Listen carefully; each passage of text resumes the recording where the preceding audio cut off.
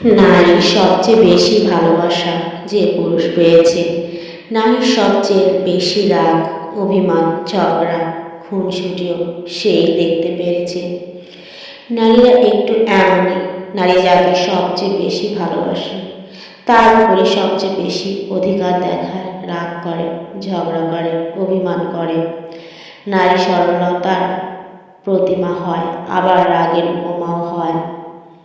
সব কিছু নির্ভর করে আপনার উপর, আপনি তাকে কিভাবে ট্রিট করেছেন সেটার উপর। স্বাভাবিকভাবে পুরুষের তুলনায় নারীদের বেশি মুড সুইং হয়, তাই নারীদেরকে বুঝতে পারা একটু বেশি কঠিন, একটু বেশি সময় লাগে। আপনি হয়তো বলতে পারেন, এত কিছুর পরও আপনি কেন সেই নারীকে সহ্য করে যাবেন? রাগ, অভিমান, জেদ আপনারও আছে। শক্তিমত্তার বিচারেও তার চেয়ে সৃষ্টিকর্তা আপনাকে বেশি শক্তিশালী করে পাঠিয়েছেন।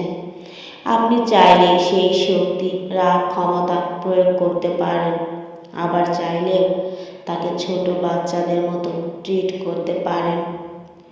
ক্ষমতার প্রলয় না দেখিয়ে ভালোবাসার চাদরে তাকে আবৃত করে রাখতে পারেন, হয়ে উঠতে পারেন তার প্রিয়তম পুরুষ, সবচেয়ে নিরাপদ আশ্রয়।